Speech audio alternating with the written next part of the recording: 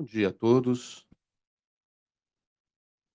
Em nome do Tribunal Regional Federal da Terceira Região, quero saudar com alegria os organizadores deste curso Direito e Sistema Judiciário Brasil-Japão, Novas Tendências, e também os participantes, em especial os professores de nossa Universidade de São Paulo e os vindos do Japão, das universidades de Gakushūin, Rikkyō, Kobe, Keio e Hokkaido.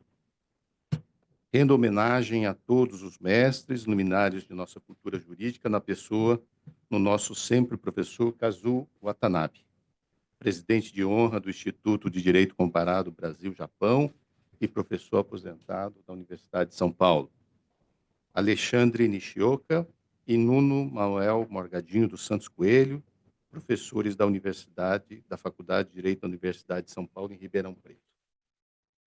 Também agradeço nossos magistrados que se dedicaram à organização desse evento, na pessoa da desembargadora Marisa Santos, que é a diretora da nossa Escola de Magistrados, e dos juízes federais Sérgio Nojiri e Bruno Takahashi.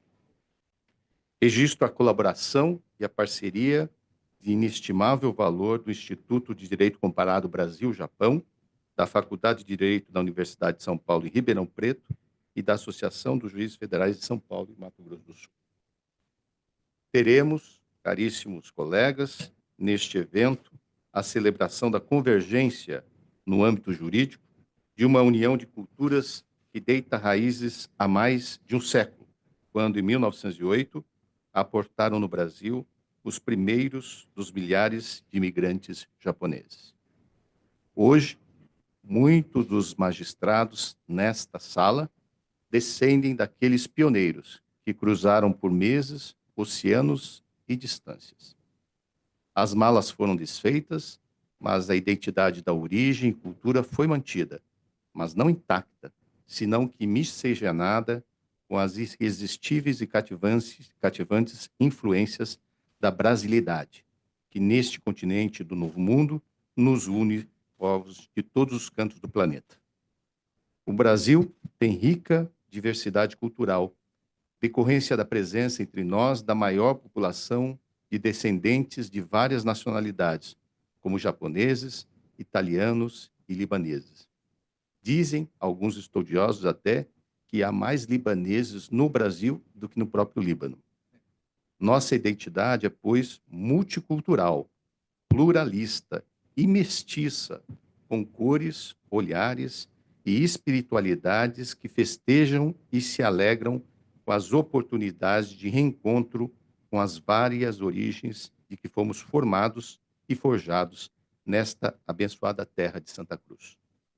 Neste curso, discutiremos importantes temas que unem as preocupações de estudiosos deste e do outro lado do mundo: constitucionalização do direito de família e o papel do judiciário, desafios atuais da Previdência no Brasil e no Japão, semelhanças e diferenças do sistema judiciário no Brasil e no Japão na atualidade, judicialização da Previdência complementar e aplicação do direito para trabalhos precários. Quero registrar ainda e agradecer, em especial, a presença dos nossos desembargadores, Nelton dos Santos, nosso corregedor regional, doutor Antônio Morimoto, doutora Luíse Vilela, doutor Marcelo Guerras Martins, juiz federal, doutora Thaís Ferracini, juíza federal, desembargador Maurício Cato, desembargadora Consuelo Yoshida. Sejam todos bem-vindos, em especiais nossos convidados e expositores, os professores Daniel Machado, Akio Shimamura, Shinzuki Kurihara, Hideuki Morito, Hisashi Ikeda e Masato Ninomiya. Um afetuoso abraço nipo-brasileiro a todos e que tenhamos um ótimo e proveitoso evento. Muito obrigado. Passo a palavra à eminente desembargadora Marisa Santos, a diretora da nossa escola. Bom dia a todos e todas. A EMAG hoje está em festa com um evento muito diferente daqueles que nós costumamos fazer, celebrando uma parceria muito interessante e trazendo aqui o que a representatividade dos japoneses já tem no nosso tribunal. Nós temos aqui vários colegas no primeiro grau e aqui no tribunal, descendentes dos japoneses, né? O que muito nos orgulha, começando aqui pelo nosso presidente. E tem um carinho especial pelo professor Kazuo Watanabe, e me lembro bem da sua luta, da sua admiração pelos juizados especiais.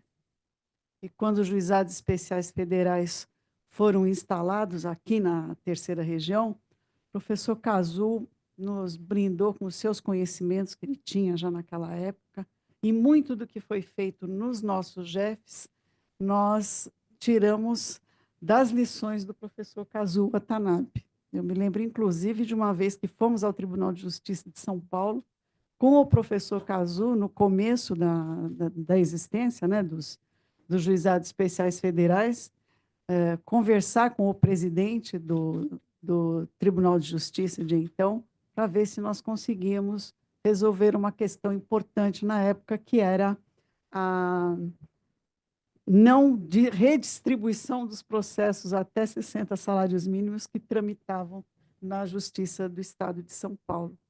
Havia um movimento para que tudo aquilo viesse de uma vez só para nós. E nós fomos, então, conversar com o desembargador Nigro Conceição, me lembro bem, em companhia do professor Kazuo, e lá a Justiça Federal pôde expor o problema, né, explicar quais eram as nossas condições, então, e aí a questão foi ali, começou a ser resolvida, e hoje os juizados especiais federais são o que são também por conta daquilo que nos ensinou o professor Kazuo Watanabe. Então, também e principalmente por conta disso.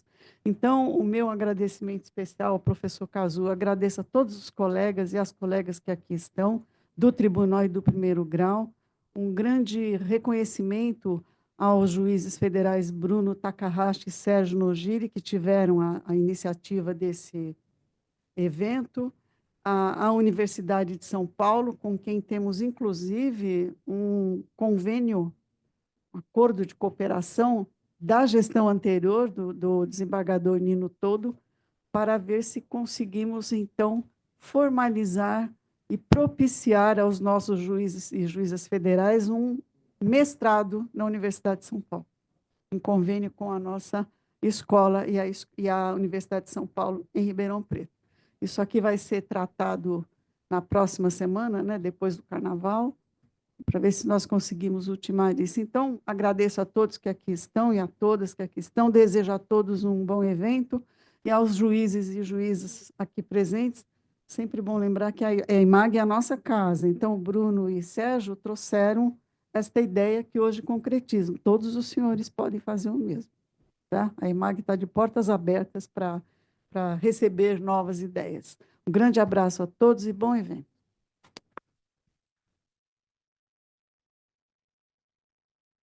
Também quero registrar aqui a presença da desembargadora Gabriela Xue Araújo, também está conosco presencialmente na sala. Também quero agradecer a presença daqueles que estão participando por videoconferência.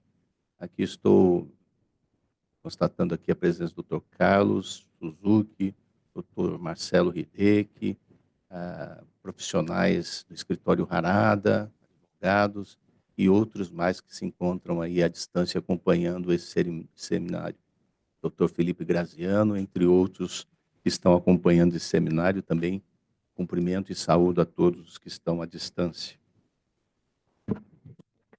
Na sequência, eu convido para fazer uso da palavra o professor doutor Alexandre Nishioka. Obrigado, presidente. Bom dia a todas e todos. Em nome do presidente, né, Carlos Mouta, e da ex-presidente e presidente agora da EMAG, né, a desembargadora federal Marisa Santos, cumprimento a todos os presentes, todas as autoridades. Queria fazer uma especial referência também ao nosso professor, né, de todos, né, professor de todos nós, como a professora Marisa Santos mencionou. Ele, de fato, né, é um pioneiro, né, em grandes questões, especialmente, né, dos juizados. Foi meu professor em 1995 na Faculdade de Direito da São Francisco e era um dos poucos professores, né, que eu considerava, né, vários até, mas com P maiúsculo, e que ficava com os alunos até às 23 horas, às sextas-feiras, conversando com os alunos, tirando as dúvidas, né? Então, eu queria fazer esse registro. Queria cumprimentar também a doutora Thais Ferracini, presidente da GEFESP, já parceira, né, de outros eventos. No final de 2003, tivemos a grata satisfação de participar de um evento em Portugal, junto com a nossa Faculdade de Direito de Ribeirão Preto da USP.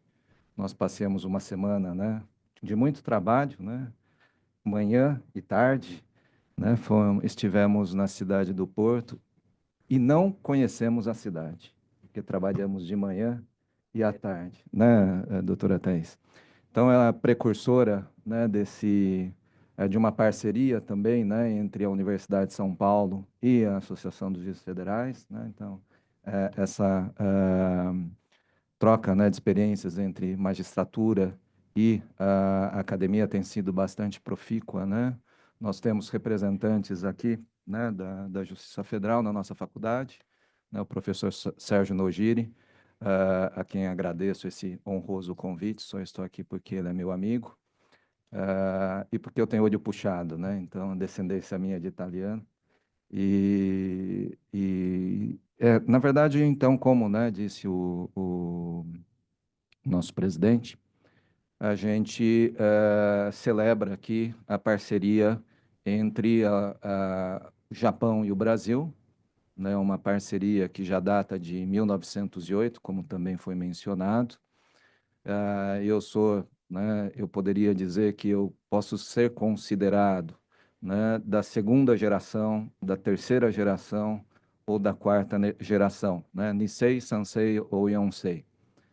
Brincando, eu respondo que, na realidade, eu sou já da turma do não sei, né, porque no Japão, quando eu estive trabalhando em Nagoya, eu era Nisei, porque meu pai tem dupla nacionalidade, tinha.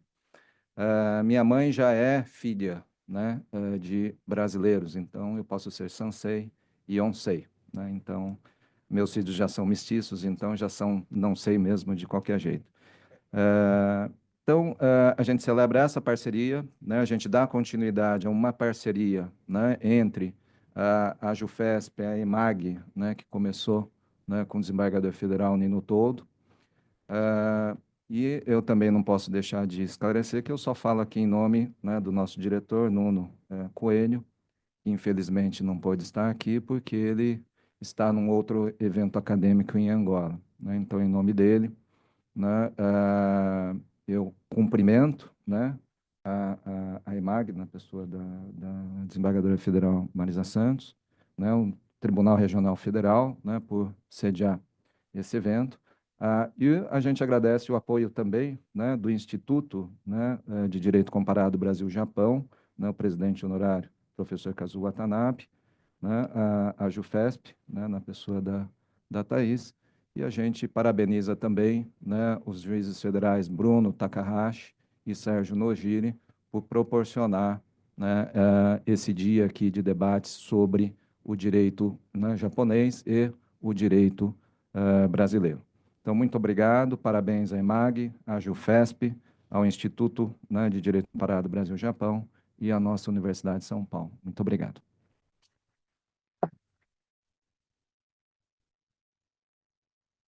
Concedo a palavra agora à eminente juíza federal Thais Ferracini, que é a presidente da nossa Associação de Juízes Federais de São Paulo e Mato Grosso. Obrigada, presidente. Bom dia a todos e todas.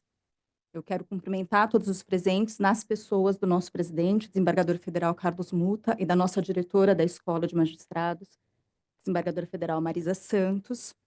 E eu, como todos, não posso deixar de cumprimentar o nosso professor, Kazuo Watanabe. Eu não tive a honra de ser aluna dele na São Francisco, minha turma não teve esse prazer, mas eu sou aluna do senhor, porque os nossos primeiros passos no processo civil nós sempre damos no livro do senhor, em parceria com a professora Ada Pellegrini, professor Cândido Rangel Dinamarco. Então, somos todos alunos do senhor, porque as bases do processo civil que nós conhecemos são todas ensinadas pelo senhor. Então, meu agradecimento por todo o conhecimento que o senhor compartilhou com a gente e compartilha até hoje. Obrigada.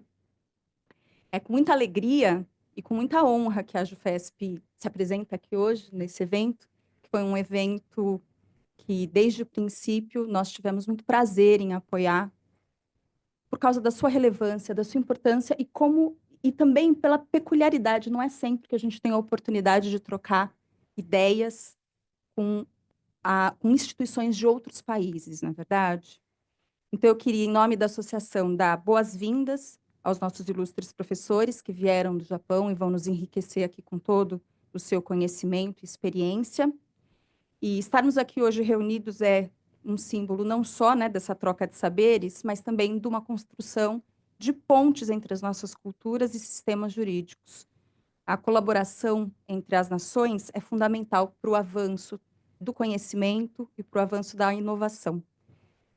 O que nós vamos aprender hoje pode ser aplicado aqui, o que nós vamos, né, ensinar também pode ser aplicado lá. É assim que a gente evolui como sociedade, né? Então, evolução do direito e também da justiça. Eu desejo a todos uma jornada de aprendizado profícua, nesse espaço tradicional, né, de diálogo, de inspiração e de conhecimento, que é a nossa EMAG. Eu queria parabenizar a EMAG na pessoa da nossa diretora, desembargadora federal Marisa Santos, pela organização impecável do evento, ao professor Kazuo Watanabe, porque foi ele a ponte, a conexão que possibilitou a realização desse evento, e também, claro, aos coordenadores, os juízes federais, Sérgio Nojiri e Bruno Takahashi, que se esmeraram em fazer um programa que está muito interessante e muito relevante. Então, eu gostaria de desejar a todos um ótimo dia e bons trabalhos. Muito obrigada. Bom dia.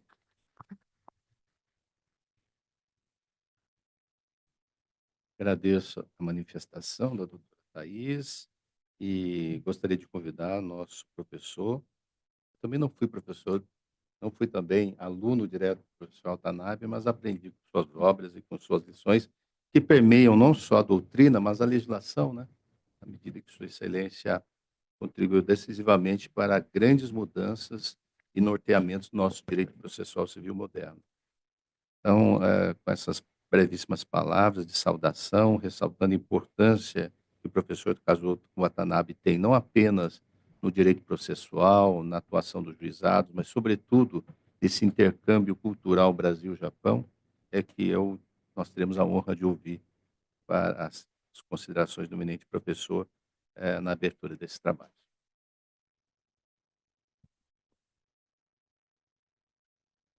Excelentíssimo desembargador Carlos Muta, presidente do Tribunal Regional Federal da Terceira Região, desembargadora Marisa Santos, diretora da Escola da Magistratura, e juíza Thais Peracini, é presidente da AJUF,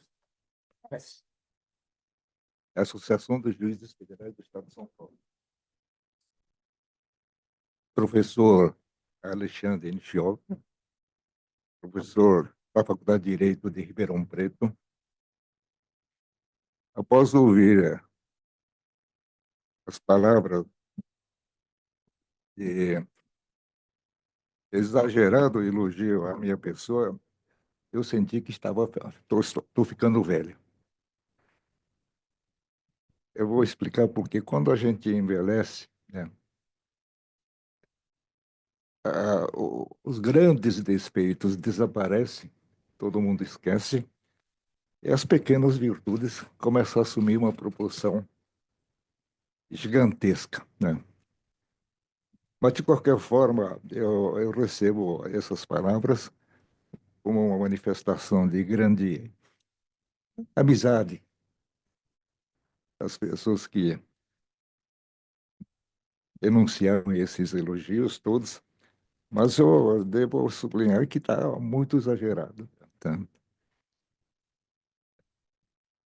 Em relação à relação Brasil-Japão, ah, os juizados especiais de pequenas causas, que a desembargadora Marisa Santos mencionou, talvez tenha sido o início de uma relação de intercâmbio cultural, porque a pedra de toque dos juizados é a conciliação, né? E pela primeira vez eu tive contato com a conciliação quando, em 1965, né, estive no Japão, convidado pelo governo japonês, e tive a oportunidade de conhecer esse sistema, né? E aí, na participação dos trabalhos da comissão que elaborou o anteprojeto, junto com o professor Dinamarco e outros juristas, a conciliação foi colocada como a pedra de toque do sistema. E ainda hoje é a pedra de toque. Então, tem muito a ver esse juizado com o evento de hoje, que é evento de intercâmbio entre dois países na área jurídica. E acrescentaria que, recentemente, o Japão adotou, na área de processo coletivo, uma ação que a ação é de tutela de interesses individuais homogêneos, né, que teve o sistema brasileiro como modelo. O presidente da comissão, que era professor Miki, da Universidade Keio, né, tem um professor da Keio aqui presente, né, ele estudou vários sistemas, o europeu, o americano, e optou para pegar o modelo brasileiro, né? E sobre esse evento, ainda na semana que vem, depois do Carnaval, vai haver um seminário na faculdade. É o professor da Keio, o professor Kudo, que vai estar aqui para expor sobre esse sistema, né? Então, eu quero ressaltar aqui o intercâmbio entre Brasil e Japão na área jurídica já vem acontecendo e de algum tempo. O juizado de pequenas causas é de 1984, né? Então já faz mais quase cerca de 40 anos, né? Muito bem. Então eu vou, com minhas palavras, como não tenho a eloquência dos oradores que me precederam, eu vou ler um texto que eu escrevi. Então, é um texto bastante curto para celebrar esse evento de intercâmbio entre Brasil e Japão na área jurídica. Eu digo, este evento é da maior importância no relacionamento Brasil-Japão e deve ser considerado uma das primeiras realizações que ocorrerão ao longo deste ano em comemoração aos 130 anos do Tratado de Amizade. Tratado de Amizade, Comércio e Navegação, que, celebrado em novembro de 1895, deu início às relações diplomáticas entre os dois países. No próximo mês, inclusive, o presidente Lula estará no Japão para dar início à celebração dessa data, né, que é muito significativa, e o professor Ninomiya está aqui presente, vai acompanhar a comitiva para ser intérprete do presidente Lula, né? Com a participação hoje de 5 importantes universidades japonesas, que são Universidade de Kyo, representada pela professora Akio Shimamura, aqui presente, que é coordenadora do grupo japonês, né? Com a presença também da Universidade de Kobe, coordenada, representada pelo professor Shinsuke Kurihara, pela Universidade Keio, representado pelo professor Hideyuki Morito, pela Universidade de Hokkaido, representado pelo professor Hisashi Ikeda, e pela Universidade Gakushuin, representada pelo professor Daniel Machado, que é Nikkei, e com a atuação do lado brasileiro, como debatedores de ilustres juristas e magistrados, teremos com toda certeza um importante estudo comparado de temas ligados ao direito de família, ao direito previdenciário, ao sistema judiciário, à judicialização de questões de previdência complementar e ao direito aplicável aos trabalhos precários. O só fato da realização de estudo comparado de importantes temas jurídicos de dois países já é um evento da maior importância, e com a exposição e o debate ao vivo de juristas desses países, se multiplicam muito a relevância deste seminário. Parabéns e muito obrigado aos organizadores do evento de tamanha importância. Do lado japonês, como já mencionado, a professora Akio Shimamura, da Universidade de Rikkyo, que vem atuando há vários anos no estudo comparado do direito previdenciário e vem promovendo o intercâmbio cultural na área jurídica entre o Brasil e o Japão. E do lado brasileiro, a diretora da IMAG, desembargadora Marisa Santos, e os coordenadores do seminário, o juiz federal Sérgio Nogiri, cujo pai foi meu amigo, inclusive, era meu veterano na faculdade, e é professor da Faculdade de Direito da Universidade de Ribeirão Preto, da USP. E o juiz federal Bruno Takahashi, que é o elo entre os professores japoneses e brasileiros, e além de muitas outras pessoas que contribuíram para a realização desse importante seminário. Desejo um excelente seminário a todos e muito obrigado a todos que cooperaram pela realização deste evento. Muito obrigado.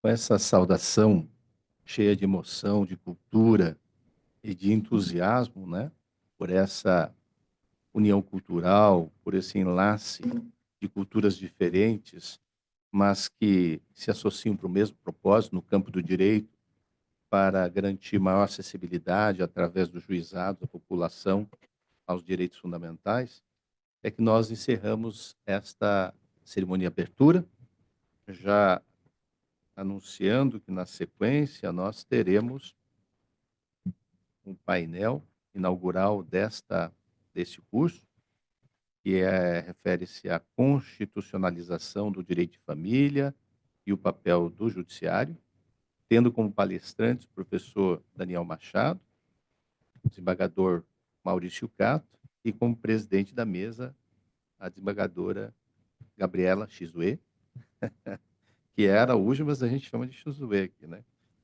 Que é também a nossa desembargadora federal e que estará presidindo esta mesa. E, na sequência, teremos a pausa para o almoço e depois as demais mesas. Quero desejar e reiterar os meus cumprimentos a todos e desejar um bom evento. Muito obrigado.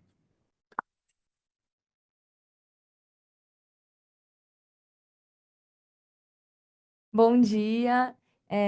Queria cumprimentar a todos os presentes na pessoa do nosso presidente, Dr. Carlos Muta. Não sei se ele ainda está aqui. E dizer que eu estou muito feliz, muito entusiasmada do meu primeiro evento na IMAG como desembargadora ser esse evento Brasil-Japão, né?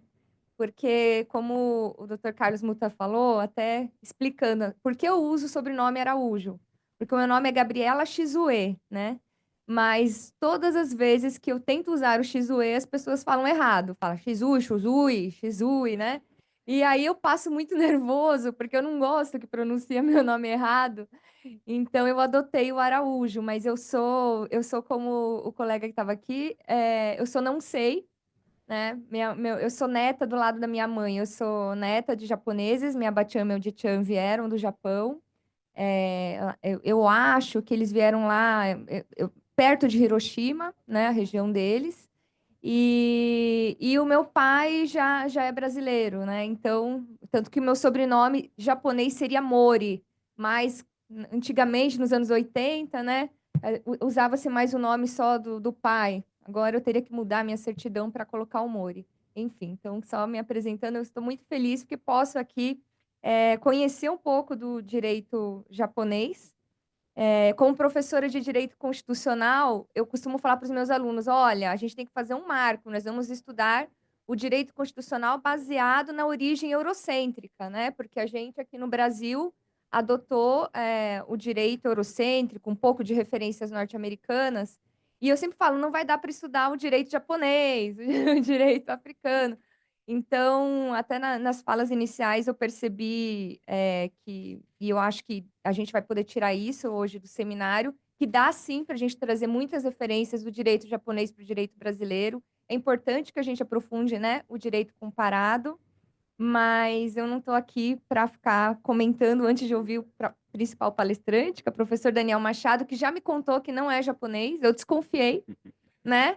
Mas eu falei, deixa eu perguntar, né? Vai ver a mistura foi muito grande. Estou curiosa até, professor, para entender essa sua aproximação com o direito japonês, né? Eu vou ler o currículo dele aqui, e aí eu passo a palavra e vou pedir já que o senhor comece explicando para a gente, porque aposto que está todo mundo curioso.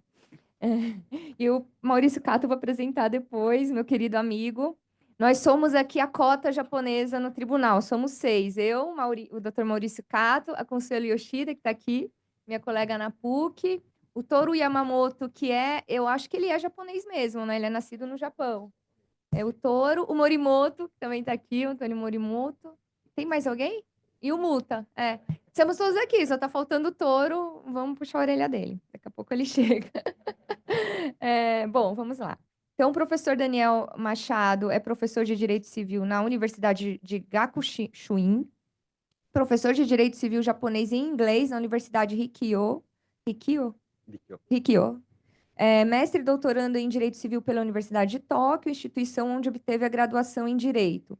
Ex-bolsista do Ministério da Educação do Japão, prêmio Ikuo Onaka de Incentivo Acadêmico de Direito de Família para pesquisadores iniciantes no ano de 2019. Então, professor Daniel Machado, o senhor tem 30, 40 minutos para a sua apresentação, mas, assim, por favor, antes, conte para nós da sua trajetória com essa aproximação com o direito japonês. Tá bom, obrigado. Bom dia a todos. Primeiro, eu gostaria de agradecer pelo convite. Sinto muito honrado de poder estar aqui.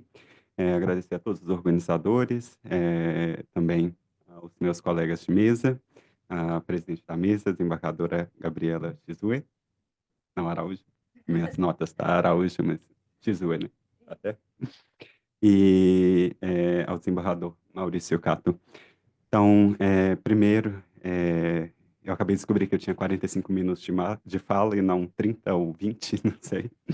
Mas deixa eu me apresentar um pouco. Eu não tenho descendência japonesa, mas a minha formação jurídica foi toda no Japão. Eu estou no Japão há mais de 15 anos. Eu fiz direito no Japão, fiz mestrado no Japão e segui a carreira acadêmica lá.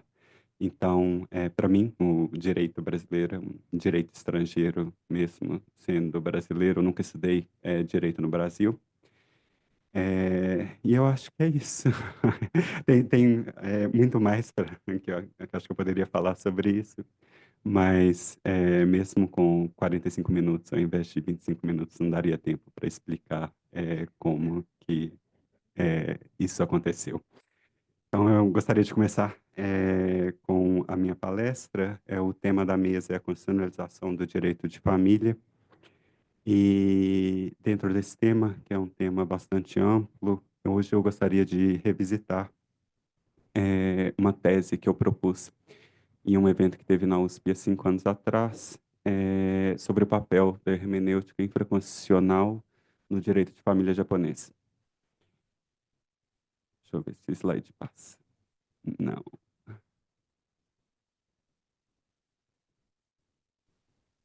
O slide não está passando. Tá. O slide não está passando, se tiver jeito de alguém resolver. Ah, passou. Então, a tese que eu propus, então, é a seguinte: quando comparado ao Poder Judiciário brasileiro, o Judiciário japonês parece ser pouco intervencionista, pois muito raramente, é muito raro o Judiciário japonês usar o Poder Constitucional para declarar a inconstitucionalidade de leis.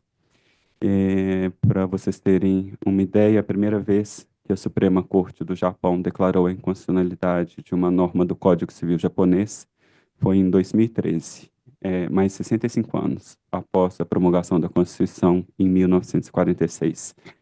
E até então, não só do Código Civil, mas de outras leis em geral também, era possível contar nos dedos as decisões que declararam a inconstitucionalidade de leis no Japão.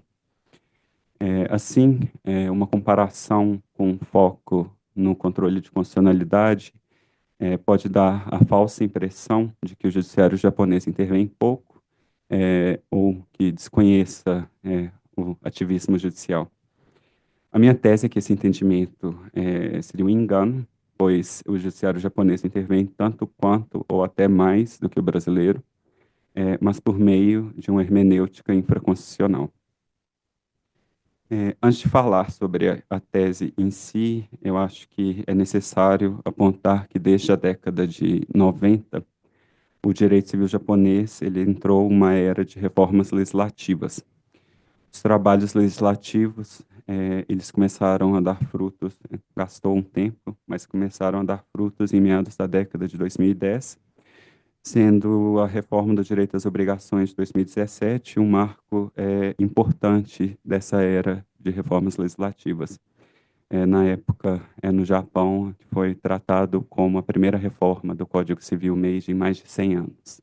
Era o slogan da reforma de 2017. E depois dessa reforma do direito das obrigações, houve uma série de reformas do direito de família e das sucessões. Algumas reformas, como a reforma do direito sucessório de 2018, ou a das normas sobre a filiação de 2022, ou do poder parental, poder familiar e guarda de 2024, elas foram mais abrangentes, modernizando e até mesmo reestruturando todas essas normas sobre os respectivos temas. Também houve outras reformas mais menores, como, por exemplo, a que reduziu a maioridade civil de 20 para 18 anos, ou a reforma da adoção especial, e a promulgação de ou leis especiais, como a lei de uma lei sobre a reprodução assistida, que tem algumas normas sobre especiais sobre a filiação. Com a conclusão da reforma do ano passado, do Poder Familiar, de 2024, alguns doutrinadores no Japão já falam no surgimento de um novo Código Civil, o Código Civil da Era Heisei, que começou no final da década de 80, justamente durante essa passagem de uma era de interpretação do Código Civil para uma era mais focada em mudanças legislativas, em reformas legislativas.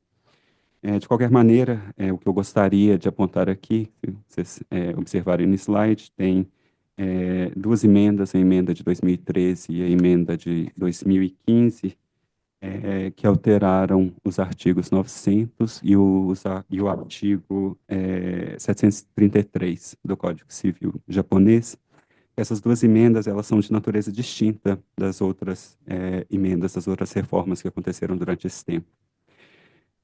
Essas duas emendas, elas foram respostas diretas do Poder Legislativo a duas decisões, uma de 2013 e uma de 2015, que declararam a inconstitucionalidade desses dois artigos. Em outras palavras, teve a decisão de inconstitucionalidade, uma em 2013 e uma em 2015, e logo em seguida, a Dieta Nacional do Japão, imediatamente após essas decisões, ratificou ambas as decisões, alterando os respectivos artigos para torná-los constitucionais. Olhando desse ângulo, de uma forma bem cronológica, voltar ao slide, pode parecer que essas decisões de 2013 sobre o direito sucessório foi o que impulsionou o início de uma série de reformas do direito de família, que começou pelo direito sucessório. Entretanto, esse entendimento não está completamente errado, mas, ao meu ver, seria um tanto quanto exagerado e pecaria por deixar passar despercebido uma complexa relação que existe entre o poder judiciário, o poder legislativo e os doutrinadores civilistas no comitê legislativo, todos esses agentes que dão forma a essas mudanças que têm ocorrido no direito de família japonês contemporâneo.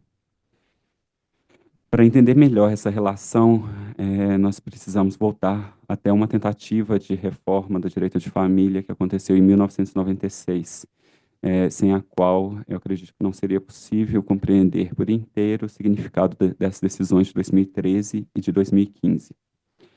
O direito civil e o direito de família e das sucessões, só para dar um breve histórico do direito civil e direito de família japonês, passou por dois pontos de inflexão cruciais. O primeiro foi a promulgação do Código Civil Meiji de 1896-98, e o segundo foi uma reforma geral da parte sobre a família e sucessão em 1947, após a Segunda Guerra Mundial. O Código Civil Meiji, de 1896-98, foi um código de transição de uma sociedade pré-moderna, rural, para uma sociedade moderna, industrial e urbanizada. Foi um código feito para essa sociedade que estava justamente passando por essa transição. E por isso, ele era um código que era um código meio que um código 2 em 1. No mesmo código, coexistia um direito de família antigo, que era muito próximo ao direito de família romano, e um direito de família moderno, semelhante ao do Código Napoleônico. Em contraste, o Código Civil a reforma, de 1947, que na época foi chamado Novo Código Civil, apesar de ser frequentemente narrada como uma imposição por pressão estrangeira, ela já era prevista pelos próprios elaboradores do Código Civil Meiji. O que aconteceu durante essa reforma foi que o código, né, era Meiji, ele já foi feito, ele já foi formulado como sendo um código de transição. Então, os elaboradores do código, eles já previam que, conforme a sociedade japonesa se modernizasse, que precisaria mudar o código. E foi justamente isso que aconteceu nessa reforma de 1947. Revogou-se a parte do código antiga, pré-moderna, revogando a maioria dos artigos relacionados ao sistema de família tradicional, e deixou-se intacta, com algumas alterações, a parte moderna, que já existia no código, ela não precisou ser criada. O único ponto que foi realmente, que eu acredito que tenha sido resultado da ocupação, foi uma estrita igualdade formal de gênero entre o marido e a mulher, algo que, do ponto de vista comparado, tornou o direito de família japonês um tanto quanto progressista para a época, até mesmo em relação aos Estados Unidos, que eram o líder das forças de ocupação, e, ao meu ver, até mesmo para a própria sociedade japonesa da época. De qualquer forma, já na década de 1980, esse direito de família, antes progressista, ele começou a se tornar retrógrado e a se dissociar gradualmente da realidade social.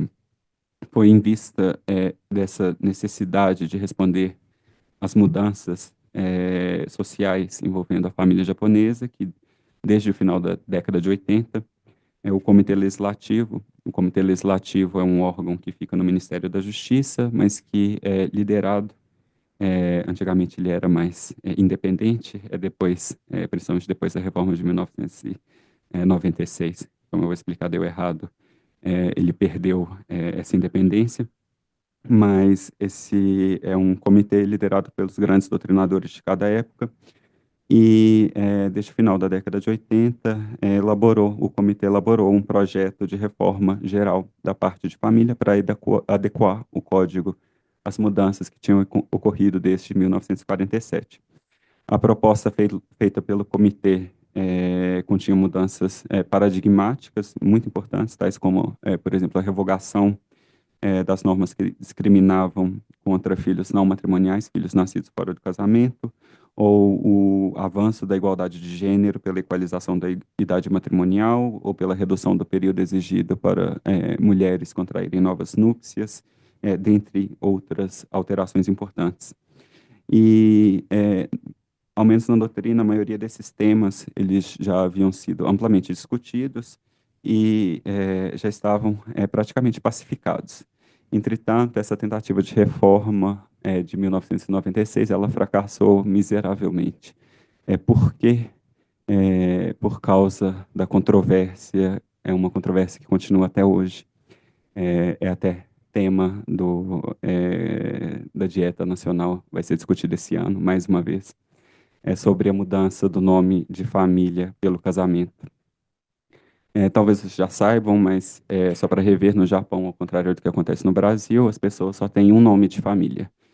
E até a reforma de 1947, a mudança do nome de família pelo casamento era da mulher, que a mulher ela entrava na família do homem e assumia o nome da família do homem. Então, a mudança do nome pelo casamento é tratada como uma consequência jurídica do casamento. E, após a reforma, essa mudança, essa consequência jurídica do casamento, da unificação do nome de família do homem e da mulher, ela foi mantida, mas o casal passou a poder optar pelo qual sobrenome adotaria após o casamento, sobrenome do marido ou sobrenome da mulher.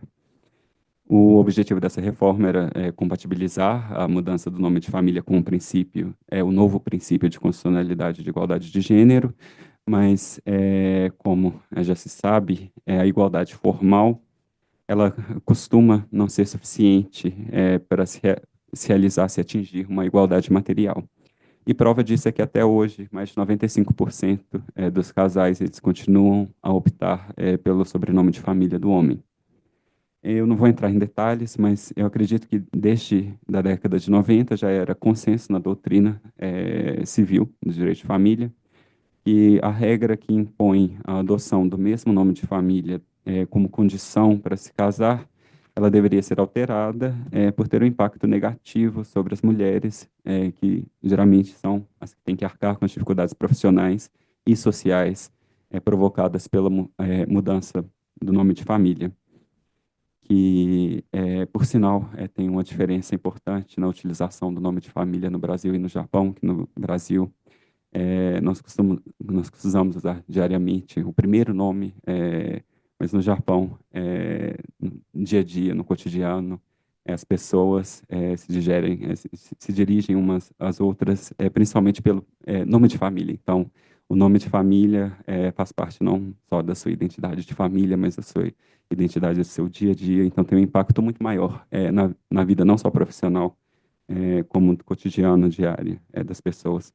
De qualquer maneira, essa proposta da reforma de 1996, ela não era muito radical, mesmo em relação ao nome de família. A ideia que ainda a ideia proposta até hoje é de tornar a unificação dos nomes de família opcional. Entretanto, o que era consenso na doutrina civilista entre os doutrinadores da época não era necessariamente consenso na sociedade e muito menos no meio político.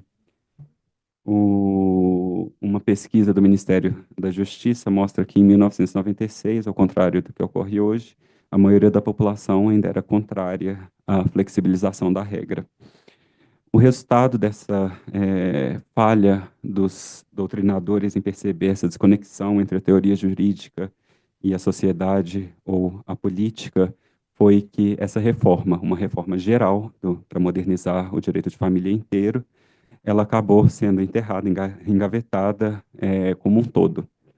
E essa controvérsia política em torno do nome de família, da alteração das regras sobre o nome de família, tornou a reforma do direito de família em si,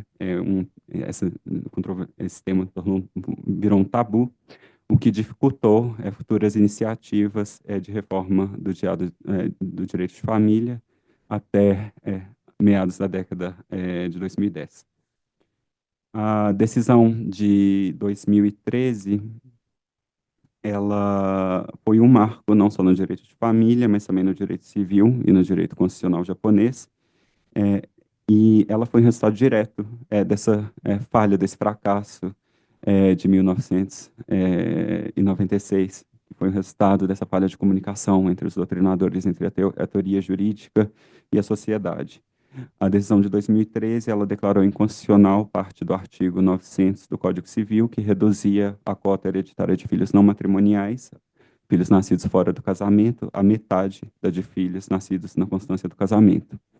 O leading case sobre a inconstitucionalidade dessa norma, ele data de 1995, se eu não me engano, e justamente um ou 2 anos antes da proposta de reforma de 1996.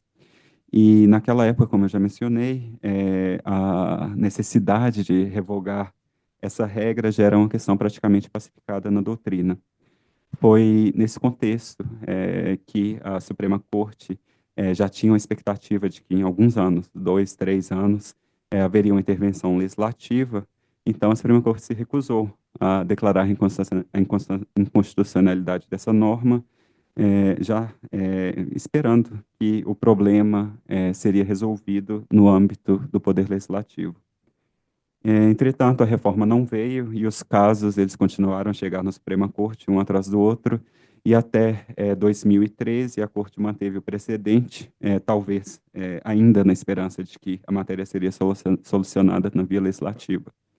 Em 2013, depois de quase 2 décadas mantendo o precedente e ainda sem qualquer perspectiva de ação legislativa, a Corte finalmente resolveu intervir.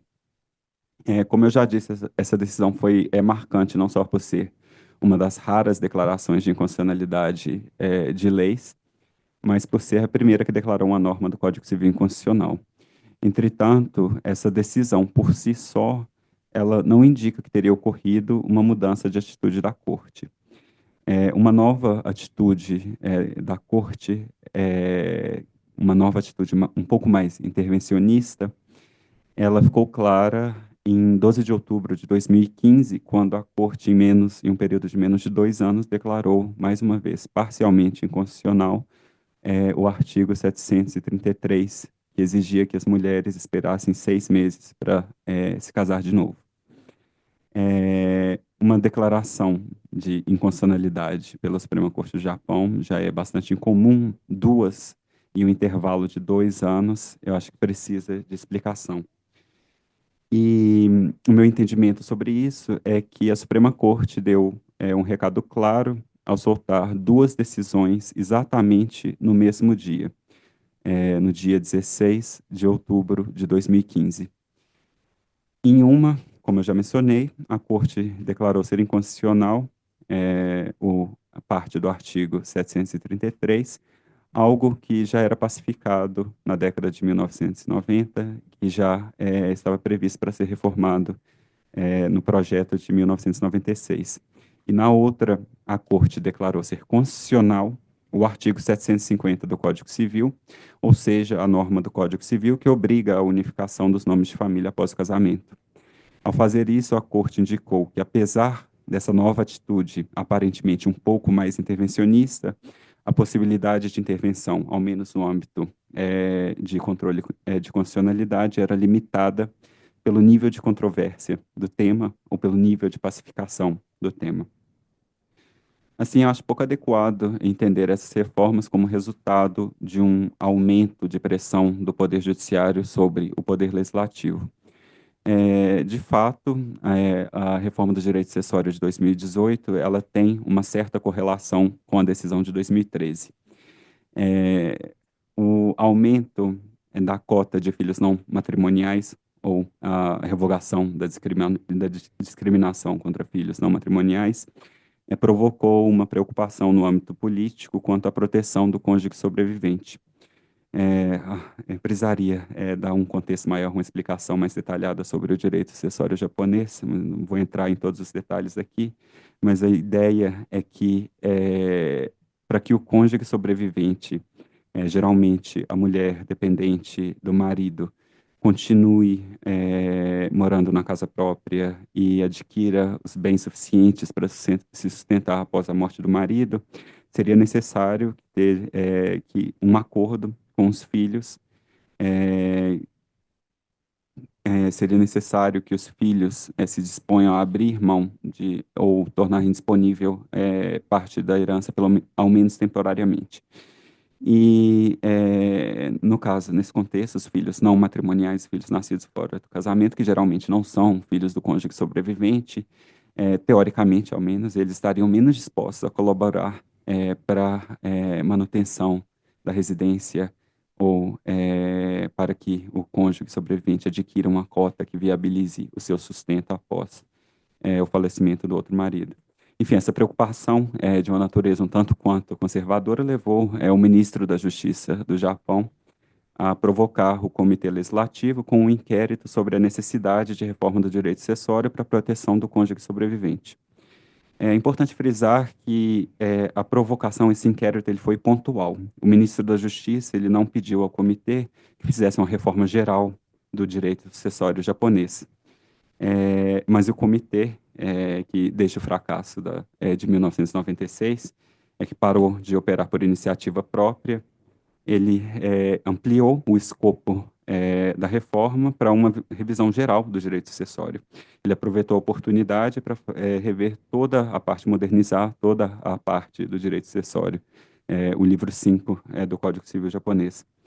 E essa atitude do Comitê Legislativo, ela pode ser notada em todas as outras reformas. O comitê fez o mesmo movimento. Por exemplo, o ministro da Justiça fazia um inquérito pontual sobre uma questão específica que precisava, o ministro perguntava se precisava mudar alguma coisa no Código Civil para resolver um problema específico, e o comitê expandia ao máximo possível o escopo da reforma. Um exemplo é a emenda, a reforma a redução da maioridade civil. Nessa reforma, o comitê aproveitou para emendar também o artigo sobre a idade matrimonial, que já era algo previsto na reforma de 1996, rever o artigo que exigia o consentimento parental para o casamento de menores, o artigo que previa a emancipação pelo casamento, dentre outros. Um exemplo clássico dessa incongruência do input político com o output do comitê foi a reforma de 2022. Nessa reforma, o ministro da Justiça ele inquiriu o comitê sobre a necessidade de reformar o Código Civil para resolver um problema de crianças que não estavam sendo registradas pelas mães devido à presunção de 300 dias, presunção de paternidade de 300 dias após o término do casamento. E, nesse caso, o comitê não só propôs uma reforma geral das normas sobre a filiação, reestruturou completamente as normas sobre filiação do Código Civil, como também acabou não dando uma solução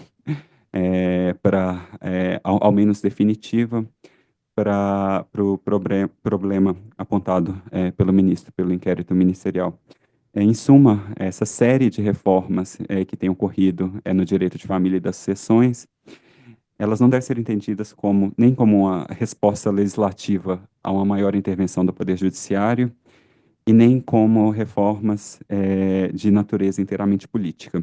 É um movimento bastante complexo, no qual o Comitê Legislativo juristas, a Academia Jurídica do Japão aproveitou oportunidades políticas para realizar reformas já pretendidas desde a década de 90, mas dessa vez aprendendo com o erro do passado, atuando de uma maneira um tanto quanto mais cautelosa, de forma gradual, para evitar problemas no âmbito político. Por outro lado, uma decisão de 25 de outubro de 2023 pareceu colocar em xeque essa minha tese de que o Supremo Tribunal do Japão, a Suprema Corte do Japão, não teria tido uma mudança de atitude para uma atitude mais intervencionista. Mas o que aconteceu nessa decisão em 2023 foi que a Suprema Corte declarou inconstitucional a parte do artigo 3 da Lei de Disforia de Gênero, que exigia esterilização para redesignação do gênero jurídico, um tema ainda não pacificado e claramente controverso, não só no Japão, mas como no resto do mundo. Entretanto, ao meu ver, essa decisão é mais um exemplo de que a Suprema Corte continua extremamente cautelosa no exercício do controle de constitucionalidade.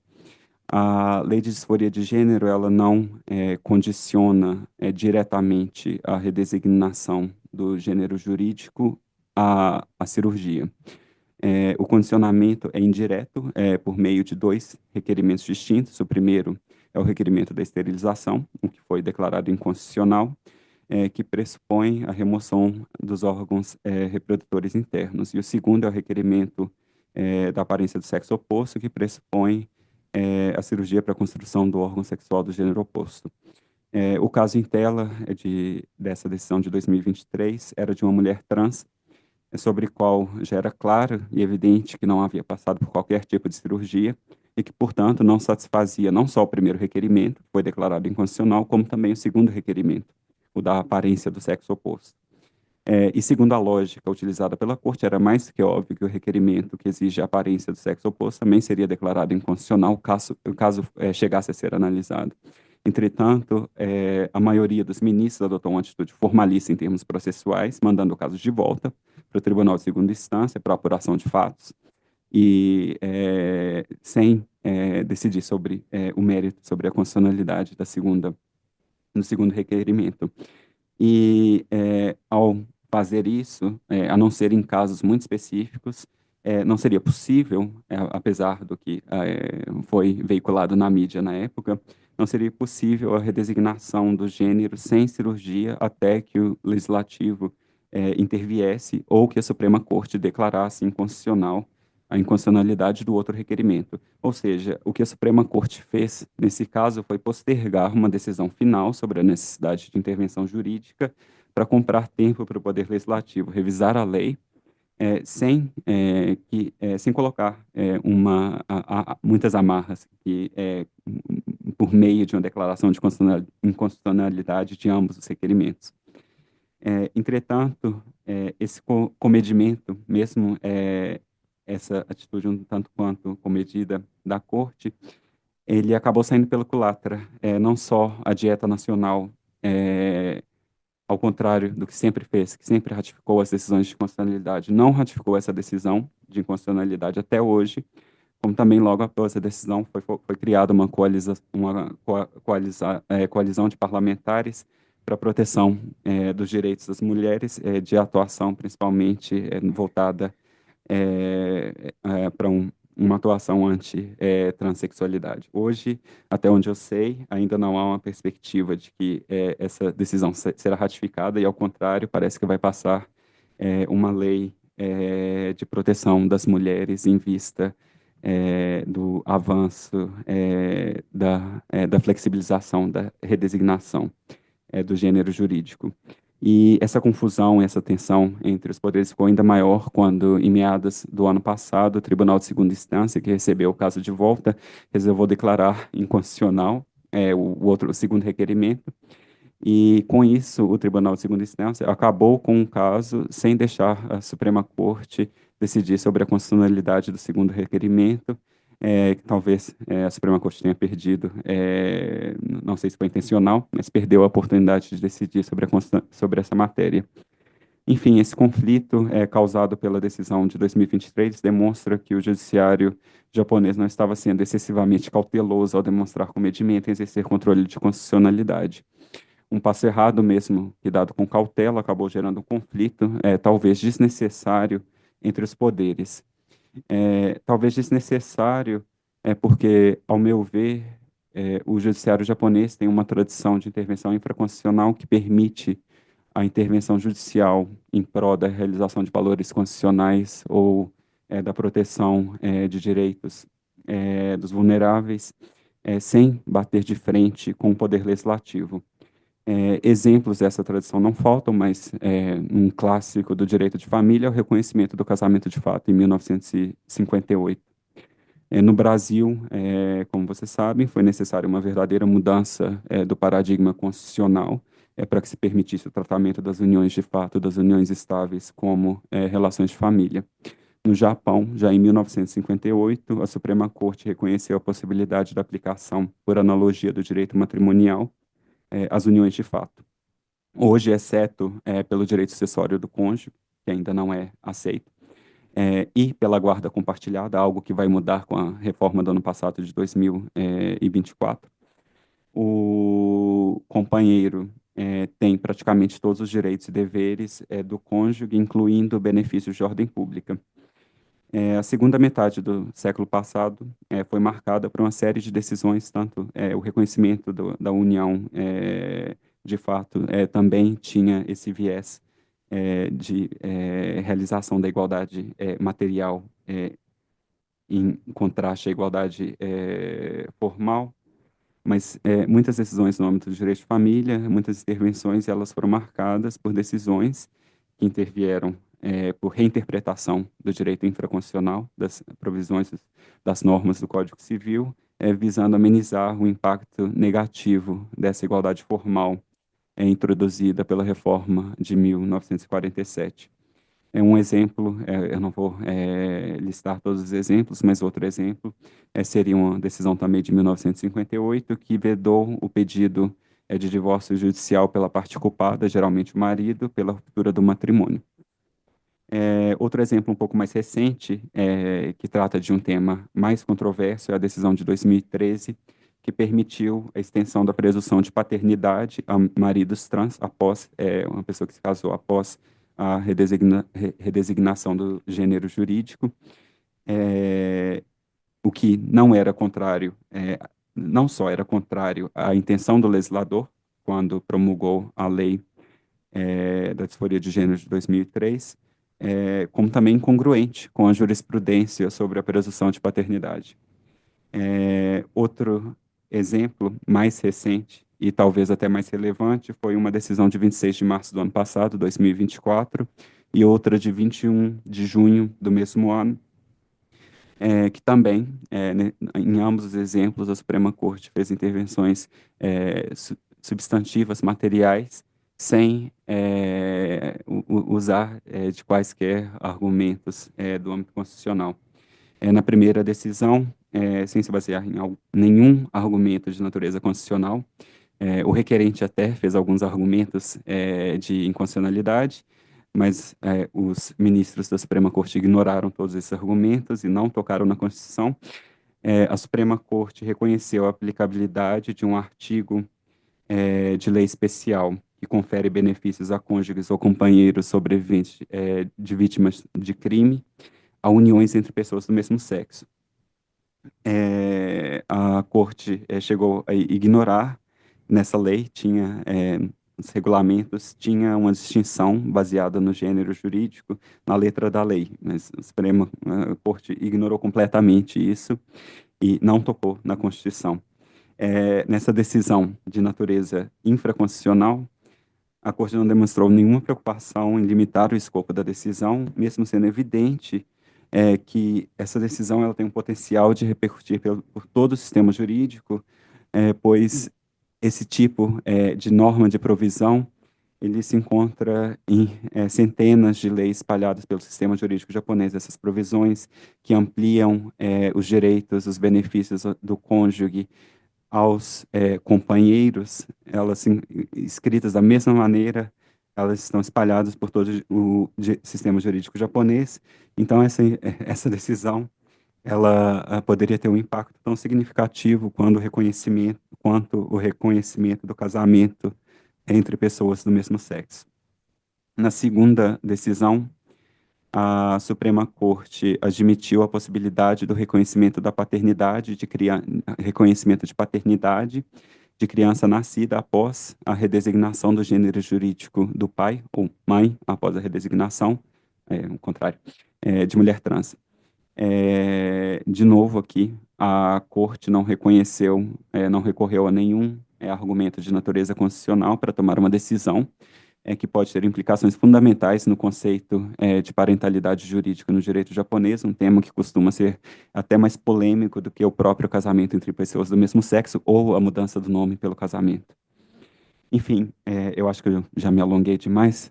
Para concluir minha fala, eu acredito que o contraste entre as intervenções no nível constitucional e as intervenções no nível infraconstitucional, esse contraste ele demonstra que as intervenções infraconstitucionais parecem funcionar como uma forma de evitar conflitos institucionais que são pouco produtivos, e isso desimpede avanços significativos no direito por inércia legislativa ou disfunção legislativa ou conflitos entre os dois poderes, especialmente sobre temas que são geralmente mais controversos.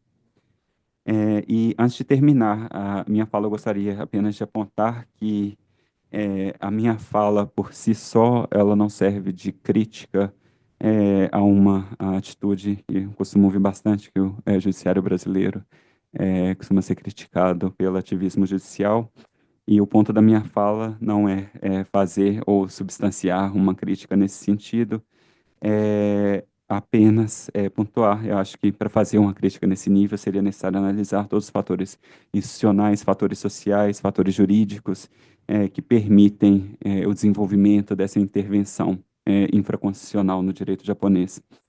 Por exemplo, acho que seria necessário levar em conta que a Constituição, ao menos na prática, a Constituição do Japão, ela é rígida e nunca foi alterada desde 1946. Então, isso significa que se a Suprema Corte do Japão declarar algum artigo, alguma norma do direito constitucional inconstitucional, o poder legislativo, seria praticamente impossível o poder legislativo ter uma resposta no sentido oposto do judiciário. É uma intervenção muito agressiva se comparada ao caso brasileiro. Outro ponto que deveria ser levado em consideração é a abertura hermenêutica do direito infraconstitucional ou do direito constitucional, que os artigos do Código Civil japonês, eles têm conceitos mais abertos, com muita pouca definição, e o que facilita a intervenção por interpretação ou reinterpretação das normas. Enfim, o que eu gostaria de pontuar, que o objetivo da minha fala é só apontar para uma possibilidade de um início de diálogo entre os dois direitos e não tirar uma conclusão sobre um ou outro direito. Muito obrigado pela atenção, eu agradeço mais uma vez pela oportunidade. Caso tenham quaisquer dúvidas que não tenham sido respondidas durante a minha fala ou que não sejam respondidas durante o painel, sintam-se à vontade para entrar em contato comigo no meu e-mail da universidade. Muito obrigado.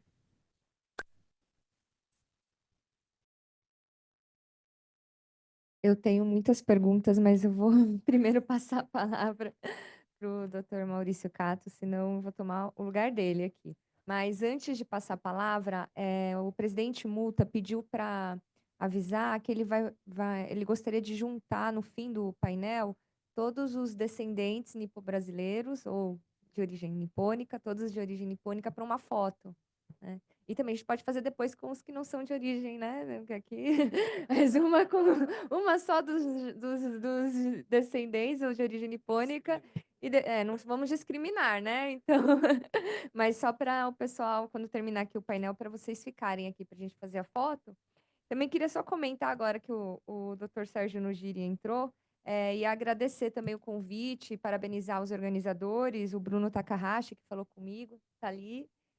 E o Dr. Sérgio Nugiri, só fazer um comentário que nós não nos conhecíamos, mas eu já o conhecia pelo seu trabalho. Uma pesquisa que o senhor publicou, acho que em 2016 ou 2018, com uma orientanda, Gabriela Pericinoto, em que eles fizeram uma pesquisa muito interessante, fizeram uma análise de como, eu até anotei aqui, porque eu falei, eu quero falar, como os juízes decidem os casos de estupro, analisando sentenças sob a perspectiva de vieses e estereótipos de gênero. Aí eles pegaram várias decisões do TJ, acho que umas 100 decisões do TJ, e analisaram como os juízes... E eu falei, nossa, eu quero conhecer esse professor da USP, o Sérgio Nugiri, algum dia eu vou conhecê-lo, algum dia eu vou procurar aqui agora. Então, só para fazer... e divulgar a pesquisa, tá na internet, quem quiser, o artigo está publicado no repositório acadêmico da USP. Mas vou passar agora a palavra para o Maurício Cato, meu amigo, meu colega aqui, que me abraçou quando eu cheguei no tribunal. O Maurício Cato é desembargador federal do TRF3 desde 2014, integra a 5ª turma desta corte, especializada em matéria criminal, e antes de ser nomeado desembargador, atuava como juiz federal da 21ª Vara Federal Civil de São Paulo. Foi diretor do Foro da Seção Judiciária de São Paulo e primeiro presidente da JUFESP. Tá até lá a fotinho lá na sede da JUFESP, que eu já vi lá as caricaturas. É graduado em Direito pela Pontifícia Universidade Católica de São Paulo, assim, turma da PUC aqui presente, Consuelo também estava por aí. E é isso, vou te passar a palavra. Obrigado, senhora presidente. Gostaria inicialmente de cumprimentar todos na sua pessoa, cumprimentar e agradecer o eminente professor Daniel pela brilhante palestra que acaba de proferir.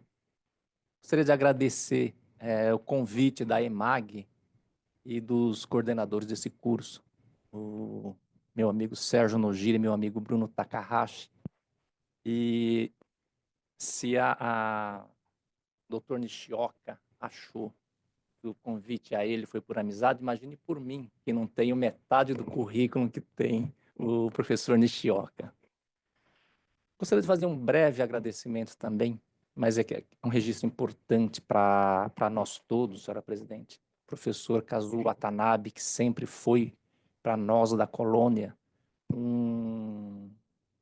não sei nem classificar, mas foi quase tudo para nós da colônia o que o senhor representou como o primeiro integrante da magistratura no Brasil, primeiro presidente de tribunal, acho que Vossa Excelência, eu lembro que eu estava no 2º ano ou 3º da faculdade, Vossa Excelência presidiu o 2º Tribunal de Alçada, em seguida foi o primeiro presidente, primeiro desembargador da colônia, primeiro professor da Faculdade de Direito do Largo São Francisco. Então é um prazer enorme participar de um evento que tem Vossa Excelência, e excelência aqui não é um tratamento puramente formal, mas é no sentido substancial da palavra, né? Excelência. Então, com a sua participação, esse evento ganha, sem sombra de dúvida, para nós, que hoje tivemos esse caminho facilitado, temos hoje aqui na casa. Essa primeira informação eu não tenho certeza, mas talvez o Toru Yamamoto tenha sido o primeiro juiz federal do Brasil. A professora Consuelo foi a primeira juíza de Tribunal Regional Federal do Brasil, né? Nós temos hoje a presidência na pessoa do professor Carlos Muta, tivemos até recentemente o professor Silvio Oyama presidindo o Tribunal de Justiça Militar do Estado de São Paulo, presidente do TJ do Paraná hoje, uma Nicei também, desembargadora Lídia, se eu não me engano, mas enfim, mais Gima, não é isso? Então, assim, foram portas abertas, janelas que talvez os primeiros de nós sequer sonhassem com a possibilidade. Então, é uma saudação, mas, sobretudo, um agradecimento. Temos hoje na casa, como registrou a nossa presidente, 6 integrantes de 55, né, um número bastante expressivo. 2 mulheres, poderiam ser 3, né, para ter uma igualdade de gênero, mas eu acho que estamos caminhando para isso. Enfim, com relação ao tema propriamente, é difícil falar qualquer coisa depois da palestra do professor Daniel. Eu fiz algumas anotações aqui, só para tentar algum paralelo entre a legislação japonesa, que eu estou tomando conhecimento por agora, e certamente as referências que eu farei, eu vou tropeçar muito, vou cometer talvez muitos deslizes, e aqui aproveitando a observação que fez o professor Kazuo no início dos trabalhos, com relação aos defeitos que a juventude sempre mostra, professor. Depois da minha manifestação, talvez essa minha aparência, para vocês que estão me ouvindo, seja modificada. Talvez eu tenha a aparência aqui de um pré-adolescente. Tamanhos serão os defeitos, certamente, das coisas que eu falarei aqui. Mas me parece que, pelo que eu entendi aqui da explanação, a codificação do direito civil no Japão, o Código Meiji no final do século XIX, tem um ponto de coincidência grande com a nossa codificação, né? Os estudos nossos se iniciaram também em meados para o final do século XIX, com Teixeira de Freitas, coisa e tal, e desaguaram no Código de 16 de Bevilacqua, também aqui com alguma inspiração, especialmente no direito francês, talvez inspiração francesa do Código de Napoleão, com algum tempero do catolicismo forte aqui no Brasil, né, especialmente pela colonização portuguesa. E também começamos, como é no Japão, é que o Japão persistiu nisso, mas no estabelecimento de uma legislação exclusivamente infraconstitucional do Código Civil. Nós tínhamos nessa época aqui uma Constituição que não tratava do direito de família, a primeira Constituição, me perdoe se eu estiver falando qualquer coisa errada, diante de uma professora de direito constitucional, mas a nossa primeira Constituição, que é a Constituição da República, não tratava... A de 24. A de 24 tratava de direito, a primeira republicana, 1891, mas a do Império não tratava do direito de família. A do Império talvez tratasse do direito da família real, possivelmente, né? Mas o fato é que nós acabamos, ao longo das sucessivas constituições, de alguma forma constitucionalizando muitos aspectos do direito de família, embora até a Constituição de 67, 69, ela ainda era muito restrita. O que aconteceu é que, em 88, a Constituição de 88 acabou trazendo uma série de regras do direito de família para o âmbito da Constituição.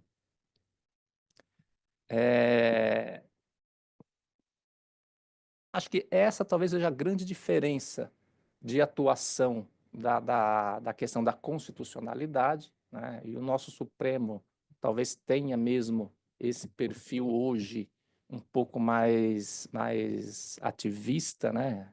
Vamos dizer assim, né? Mas aí acho que talvez até uma tendência do constitucionalismo mais atual de tentar tornar as normas constitucionais todas com algum conteúdo substancial, né? Não deixar a Constituição como uma mera carta programática, mas dar efetividade a todos os seus dispositivos, né? Então, não sei se com exageros ou não, aí depende, claro, de análises que se possa fazer, mas eu notei aqui, por exemplo, que mencionou o professor Daniel de algumas soluções da Suprema Corte com relação às declarações de inconstitucionalidade ou da contenção, né, da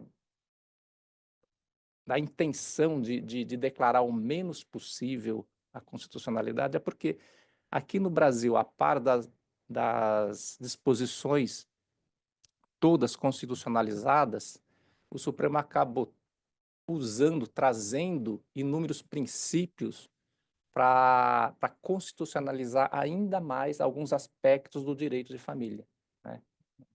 Poderia mencionar aqui a questão do casamento homoafetivo, a questão da multiparentalidade, da igualdade dos filhos biológicos por adoção ou socioafetivos, que acabou até trazendo, por intermédio de aplicação de princípios, como do princípio da identidade, o princípio da dignidade humana, da paternalidade afetiva, enfim, acabou trazendo inúmeros aspectos que não estavam explícitos, mas acabou trazendo como matéria constitucional de forma a permitir a atuação para declarar constitucional ou inconstitucional determinado dispositivo ou interpretar determinado dispositivo de uma forma um pouco diversa daquela que está escrita de forma mais explícita na Constituição Federal. Então, são aspectos diferentes.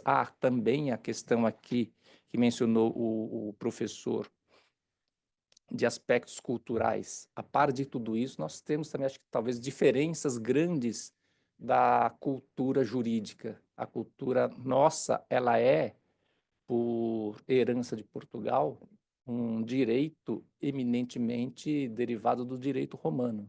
Diferentemente, me pareceu que a Era Meiji, com a latinização do direito, talvez tenha levado para o Japão um sistema que não é da essência do povo japonês.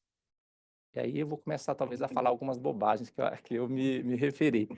Mas o direito tradicional japonês, que parece que conviveu aqui, pelo que disse o professor Daniel, no Código Meiji, mas ele é muito forte, talvez até hoje nós sintamos ainda, o japonês sinta toda essa carga, né?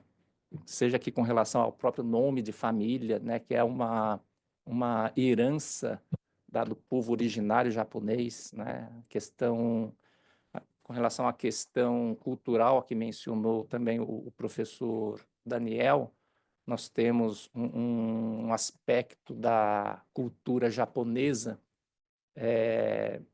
fundada talvez aí no shintoísmo, no budismo, com uma pitada do confucionismo, que prega valores ou prega comportamentos, não só na área do direito, mas na vida como um todo, nas relações pessoais, na relação com o meio ambiente, na relação com as coisas, voltado assim, sempre tendo como pilares valor, honra, a busca sempre a harmonia. E isso leva necessariamente a uma autocontenção, né, que se dá não só na relação entre os jurisdicionados, e o Japão é um exemplo clássico de baixíssima litigiosidade, mas talvez aí também essa baixíssima litigiosidade se refira também à relação entre os poderes. O poder judicial japonês, pelo que mencionou o nosso palestrante, também procura sempre uma convivência harmônica na sua decisão para permitir que o parlamento também atue, que a sociedade, que as forças da sociedade outras também busquem, através de cada um da sua forma de manifestação, a sua expressão para se chegar a um consenso, a uma harmonia verdadeira, né? Então, sim, com essas brevíssimas considerações, mas talvez carregada de muita informação incorreta, eu gostaria de fazer só pontuar algumas questões que eu consegui, dentro da minha pouca capacidade, compreender da palestra proferida por Vossa Excelência, agradecer mais uma vez pelo conhecimento que transmitiu aqui para nós, e, com isso, devolver a palavra à presidência.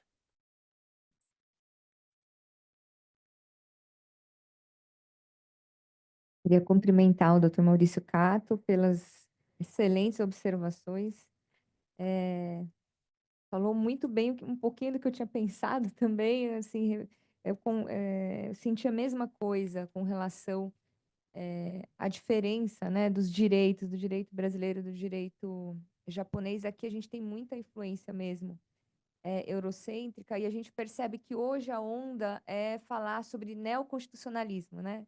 E a gente fala muito neoconstitucionalismo, constitucionalismo contemporâneo, que é o uso dos princípios e transferir um pouco de superpoderes para o Poder Judiciário para conseguir corrigir discrepâncias que estão na legislação. E o que a gente sentiu aqui da sua brilhante palestra foi que no Japão existe uma autocontenção entre os poderes mesmo, como bem disse o Dr. Maurício Catto. A gente percebe que talvez o que aqui se consideraria uma certa omissão, no Japão seria o correto, né? O Poder Judiciário evitar se aprofundar demais em matérias que seriam mais afetas ao legislativo, pelo que nós entendemos. Não sei, aqui no programa, no roteiro, eu não está eu comentar, né? Mas sim abrir para perguntas. Então, para deixar que mais pessoas possam participar, a gente teria uns 10 minutinhos para perguntas. Então, eu vou abrir aqui, porque senão eu vou tomar o tempo dos presentes que tiraram amanhã para ouvir o palestrante, talvez queiram contribuir também. Eu já tenho um. Primeiramente, eu gostaria muito de agradecer essa palestra, foi realmente muito interessante. Eu sou advogado, meu nome é César, eu trabalho bastante na área de direito de família e sucessões.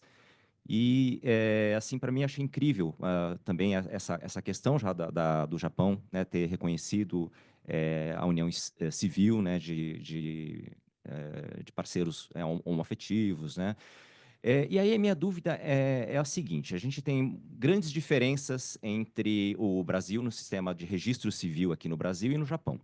Então, aqui no Brasil, a gente tem os cartórios de registro civil, onde são registradas, tem o assento do registro individual, né, de cada pessoa. E ao contrário disso, no Japão, a gente tem o registro da família, né? E aí a minha dúvida, assim, em relação a essa união homoafetiva, apesar de haver esse reconhecimento da união estável, eu gostaria de saber, na prática, como é que fica isso, né? Se além dessa questão né, da possibilidade de adotar o sobrenome do parceiro, eu gostaria de saber, na prática, no Japão, como é que fica isso? Será que o parceiro ele consegue adotar o sobrenome do outro parceiro? E se ele consegue, por exemplo, constituir um registro à parte, constituir um conselho, que é a parte, né, da família, como uma instituição familiar homoafetiva? Então, a minha dúvida seria essa.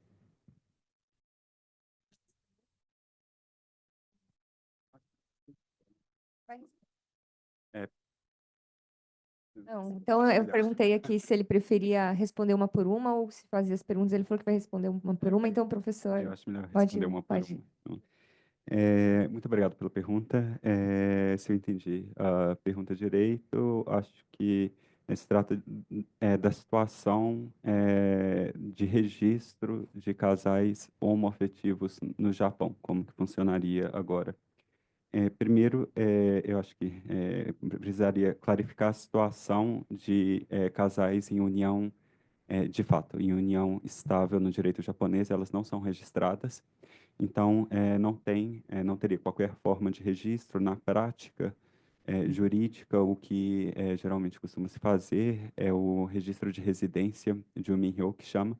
O registro de família é o COSEC. COSEC é a alteração do COSEC, do registro de família, ele só muda pelo casamento quando tem alguma mudança no estado civil, né? E eu acho que tem uma discussão, se eu não me engano, tem uma discussão semelhante no direito civil brasileiro sobre se a união estável gera uma alteração do estado civil ou não. mas no caso do direito japonês, não tem nenhuma alteração do Estado Civil, e como não tem nenhuma alteração do Estado Civil, isso não tem nenhum reflexo no registro de família.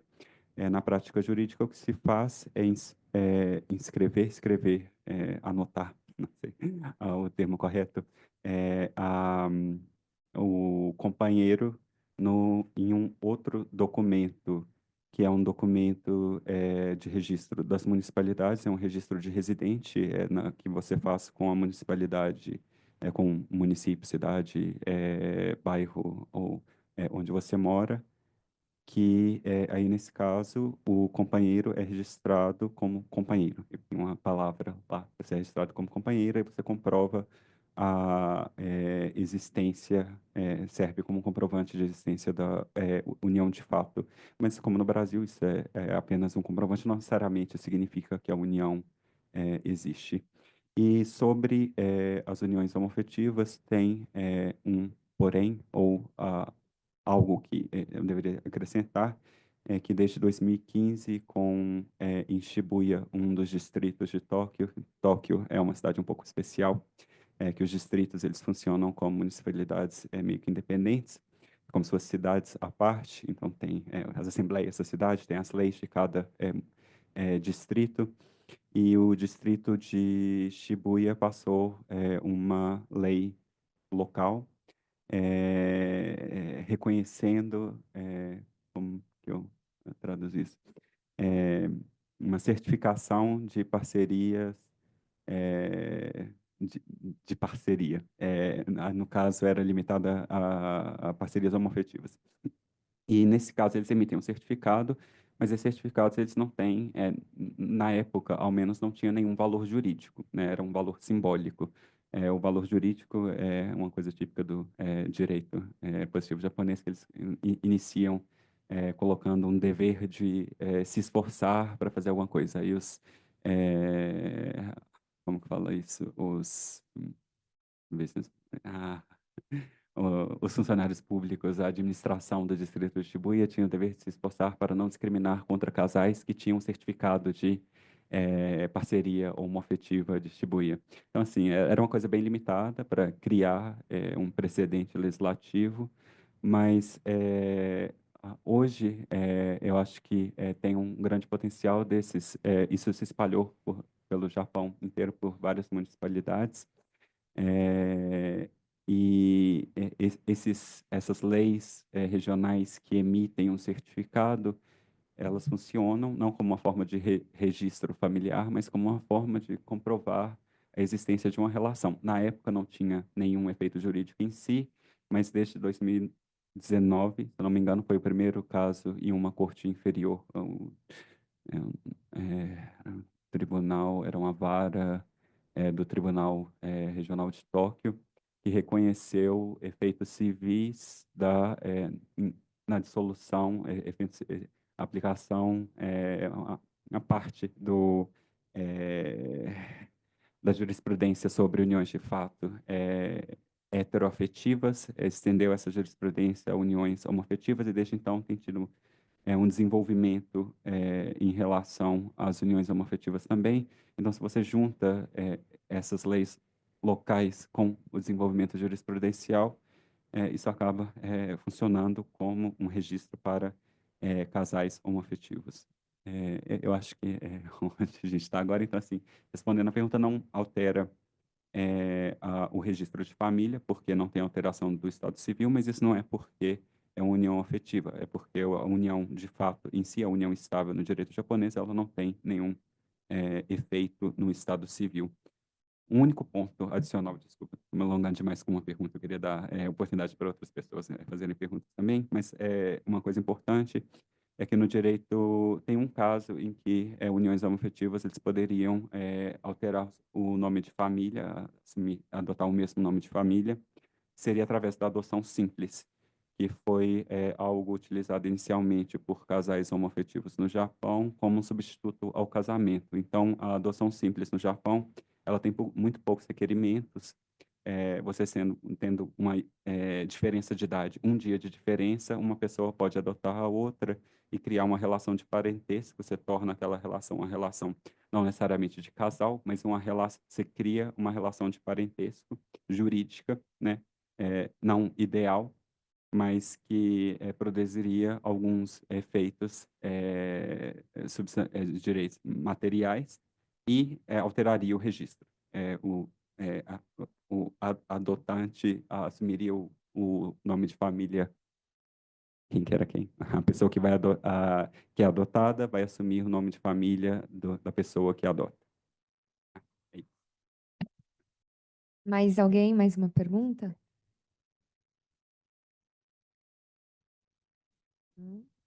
Tem ali. Aqui.